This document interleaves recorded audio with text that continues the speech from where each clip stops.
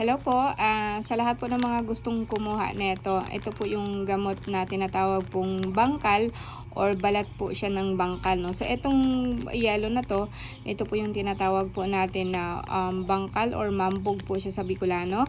And ginagamit ko po ito sa lahat po ng klase po ng internal problems, no, like blood sugar. Pag mataas po ang blood sugar nyo, mataas po ang uric acid, creatinine, meron po kayong bato sa kidney, meron din po kayong problema sa atay like namagang atay or fatty liver.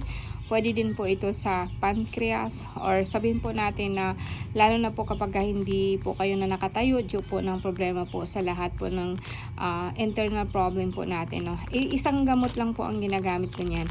Now ito, dinadagdag ko po to. Ito po yung sanga or mga punong kahoy po ng sinukuan na kung saan tira-tira po ito ng gamit or ginagamit naming panangga po, no, katulad po nito, no. So ito po yung samples niya, no, and mga ganito po siya, no, and ito po kung makita ninyo siya nakinang or kumikislap po siya. Ito po yung sinukuan po na puti, no.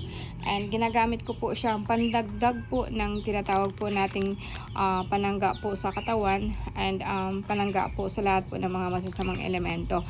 So ang paggamit po nito guys, no, paulit-ulit lang po, no. Paulit-ulit po ako kasi parang iba kasi hindi talaga nila nakukuha, no. Hatiin po to, and ang kalahati po nito, hugasan po ninyo siyang maigi.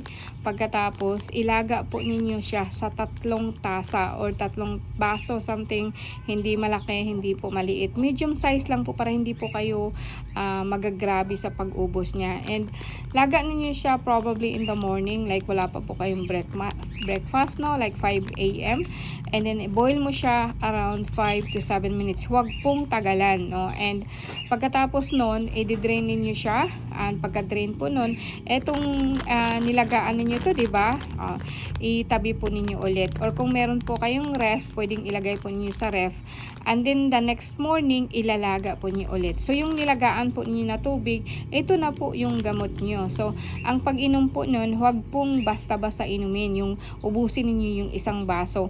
I prefer po na isang shot glass and paunti-unti ninyong inumin maghapon. Huwag po ninyo siyang biglain.